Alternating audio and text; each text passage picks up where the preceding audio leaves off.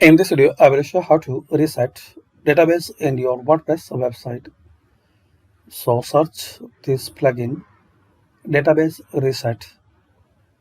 Skip reinstalling WP to reset it and reset the WordPress database back to its original state with single click.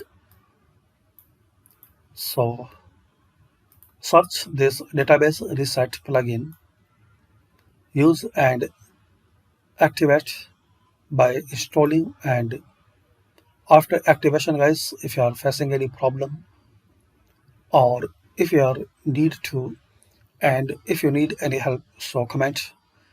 I will create any video about this plugin, how to use it, and make sure before you reset your database you need to backup your WordPress website data,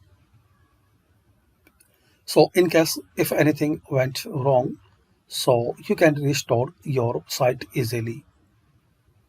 So this is the short and basic video to learn how to reset database in WordPress. Thanks for watching.